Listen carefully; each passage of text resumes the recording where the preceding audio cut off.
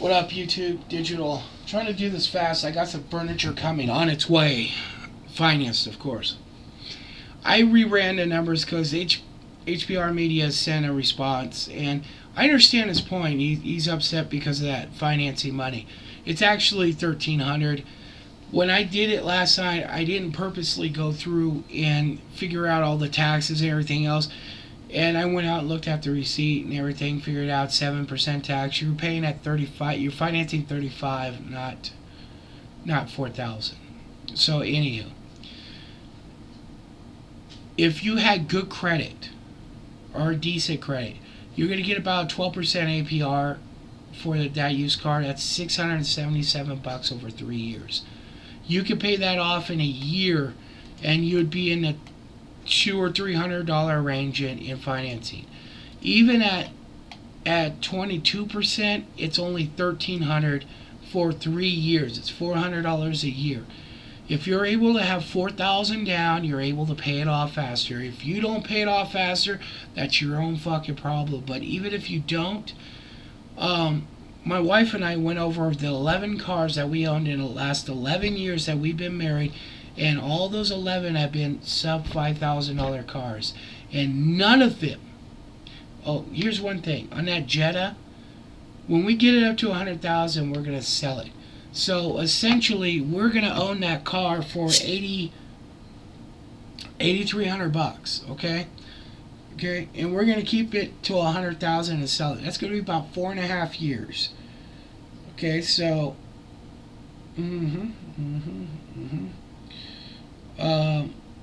But we're figuring we're going to probably at that time, and we're being a little, realistic. We'll probably get about 2,500 for it when we sell it. We'll probably get more, but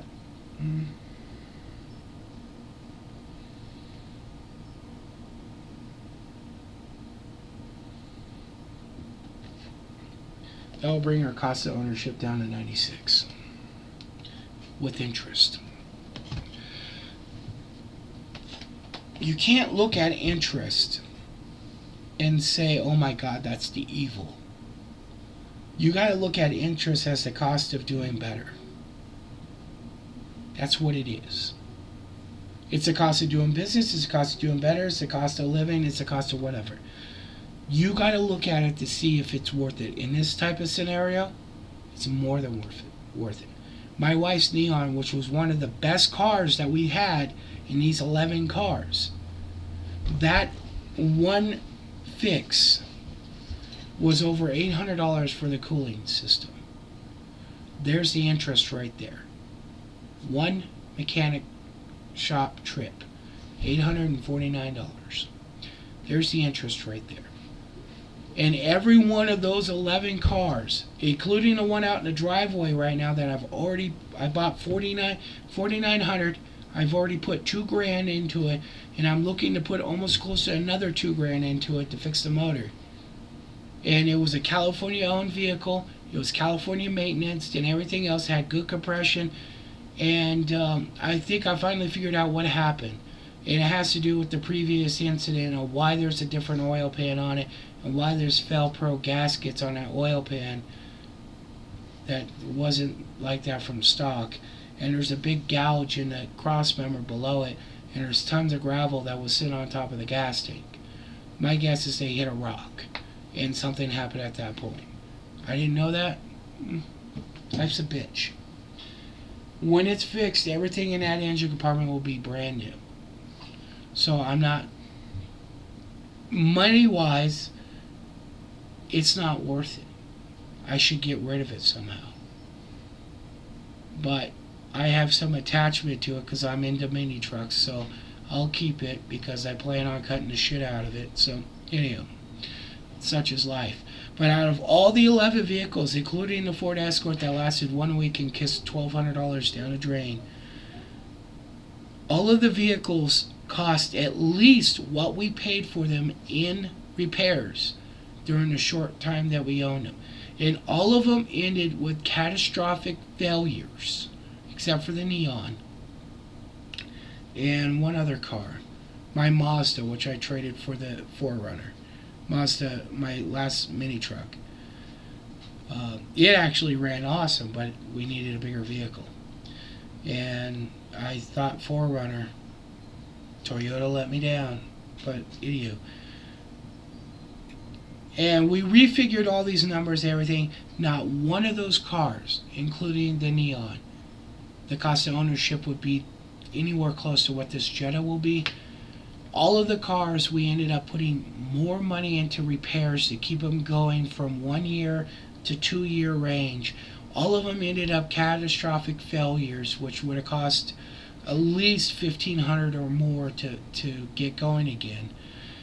All of them, most of them ended up in a junkyard. And these are not just all Chevys or whatever. There was Dodges, Chevys, Toyotas, VW, Pontiac, Chevy, there's more. Mitsubishi.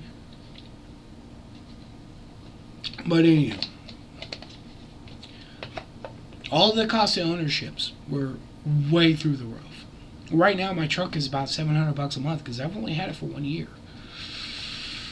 But anywho, you can't look at finance and go, oh my God, that's the evil, I cannot pay this or anything else. Because there are times that finance is better than anything else. A car with 50,000 miles is a hell of a lot less likely to do anything as long as you do the recommended maintenances when it's there than a car with even 120,000 miles. That's reality. A timing belt, I just read a video on timing belts, funny enough, that the guy was talking about a live scenario, a real scenario. He has a motor right there showing, I'll attach you to this. It cost the owner of that vehicle $7,500. That's a catastrophic failure. Barkin Madley talked about you can't find these sub $1,000 cars anymore. There's two reasons. One, they're pieces of shit. Two, it's not like the old vehicles where it only had a carburetor and a couple pistons and shit. All this stuff now, people don't know how to work on. People don't have the toolbox that I have. I have nowhere close to what, like Lambdog has or anything else, but nobody has, the tools I have. People don't have shit like this right here. And you go, this one goes to your computer, my laptop, so I can sit there and live it. I won't. That was cheap. The software wasn't. So all this stuff adds up. And the whole scenario thing. There's one other thing that I didn't bring up. If you buy that car, and at the end it'll be $8,300, okay? And when it gets up to 100,000, you get rid of it because you get rid of it. You're still gonna probably get 2,500 to $3,000. That's gonna take the cost of ownership down. I don't know if I mentioned that or not, but it's gonna take the cost of ownership down. So yeah, you can't look at financing and say that's an evil. You gotta prove that it is an evil. And just because it's financing or just because it's interest does not make it evil. Because I had 11 examples of cars that not one of them cost me less in repairs than the financing of this Jetta. At 22%. Yeah. I didn't see anybody bring up any other examples of things. I mean, one guy brought up a Toyota 4Runner and a transmission. I think he said $1,900 for that transmission. Fucking insane, especially for an automatic transmit or a manual transmission. But that's how shit costs these days. It's not cheap. This stuff is not made to be cheap. This is not a 1973 Ford truck. This is, this is reality land. And yes, I would say in the 90s, yes, I would agree with all this. I would agree that buying a sub $5,000 car would be the way to go. But now, No, no, I wouldn't even go there. What did he say? I'm trying to look for that one guy who put down that he he paid. I think he said 1,900. Maybe I.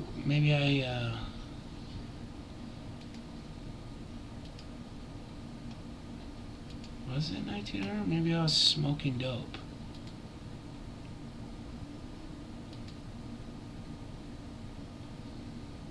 What up, YouTube? Did you? Something like that. He put something like that. It was like 1,900 for a manual transmission. That's a lot of money for a manual transmission. Well, that's how repairs are. Repairs are not cheap. And I'm sorry, I'd rather pay interest on a car than paying a repair bill for yeah. Nah, Tranny took a shit last summer, 1,900. Fuck, 1,900 bucks. That's insane. But that's just how it is. And hey, within the range I said, 1,700 to 3,500. You know? Don't think in black and white in anything. In prepping, don't sit there and say like, if I do this, I'll never be broke or be bankrupt. Or don't think that financing is an evil. Don't. I got enough prep for everything. You can't live life like that because life changes so fucking much. You're gonna come back and it's gonna kick you in the ass. There's a couple of repo guys on here that one of the things that they say is they hate fucking repoing from rich people because it's always the same bullshit. Oh, it couldn't happen to me, And then I like that Corey mentioned that after he thought about how did Corey put that? Because I don't like to misquote the guy.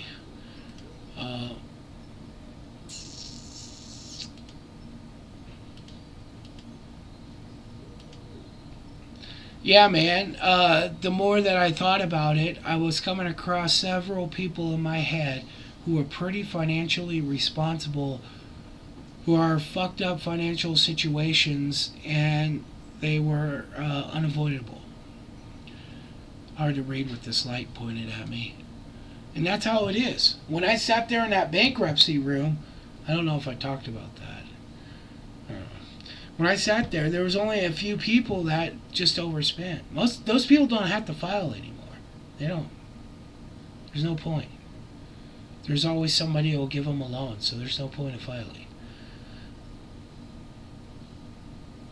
But everybody in there had an issue happen with their life. Stuff that they couldn't control. Stuff that came out of left field and took them out. You know how many people I talked to when I was working insurance and starting out, and I was on the phones talking to people about their health coverage? You know how many people I talked to ended up having to file bankruptcy? Husband had a fucking stroke, can never go back to work again. Done. I've seen people drop dead of heart attacks at fucking 30 years old. Matter of fact, one of my old supervisors who was in shape, find out he just had a quadruple bypass. I mean, he's like 6 years younger than I am, in shape, all this shit, not a drinker, not a drugger, not any of this shit, just had a quadruple bypass. You know how many times I see that shit? Health-related bankruptcies are one of the highest reasons. So you can't think a savings account's going to save you out of that. You can't go around with life like that. When you go and live black and white, that's when bad shit starts happening. Digital sees in 16.7 million colors.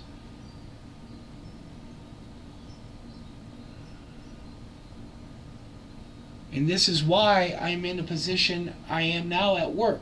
This is why I get to work at home. This is why they pay me enough for. In 2005, I was, was able to get a $550,000 house if I wanted to. I didn't buy it. I bought a $165,000 house. I get this money because this is what I do. I am a problem solver. I am the wolf. Okay? When there's an issue with stuff that's going wrong with my company, this is what I do. If I was to think singularly at these type of things like that, I would not be any good at my job. You can't think that way. It will come back and bite you in the ass. Especially when you think that way when you're trying to better yourself or protect yourself. There's a girl on here that keeps talking like she's a tough girl with their little gun, and she ran into some creeper or whatever she referred to it the other day. Now, I think she's cool or whatever, and the guy was probably just thought she had a nice butt, whatever. That's how guys are. Who gives a shit? But because he was, ugly or whatever, he was a creeper apparently. Who knows? I don't know. It doesn't matter. But to think that you got a gun that's going to protect you is completely untrue. Especially a female. To think that you have a firearm that's going to protect you. I mean, it's one of those things where I won't even bother making a comment on her page to say, hey, you should up your game up. Carrying a gun ain't mean shit. And that's reality. You can't think that way. People who think that way have bad things happen to them. People who walk around with their blinders on don't see themselves getting robbed. They don't see themselves falling in a ditch. So don't think that way. And I've caught myself doing it. So, and every time I've done it, it's come back to fuck me. Every time. Now, when I bought that house and I went over that inspector's list, I did everything. Except I didn't go under the house because I figured, fuck it. My back was hurting. I went underneath there enough to peek around and look at certain things, but I couldn't see the water pipes because I didn't go under there that bad. If I would have went under there, I would have never bought that house. It's just how it works. That you can't think that way. You can't think that, okay, everything is good. I double checked this inspector. I agree that the wiring below 8 feet should be shielded. I agree with this board over here has dry rot. I agree with the sink that's leaking. I agree with all this shit. But I missed the most important part that ended up costing me $80,000 fucking dollars. There's some kid on here that just left Jiffy Lube that he said he had no oil in it, and he drove all the way home, funny enough, with no oil, and it's like, okay, and they're cussing out Jiffy Lube, and all right, but okay, come on, you just had your oil change and you left there without looking at your oil pressure or oil light at least. You fucking asshole. Get the blinders off. They don't do anything. You can't think singularly. You can't think that everything is bad because what you think is bad may be good. What you think may hurt you may help you. Yeah. And like I said, I'd rather pay $1,300 in interest every time I buy a car than pay $1,300 in repairing it. So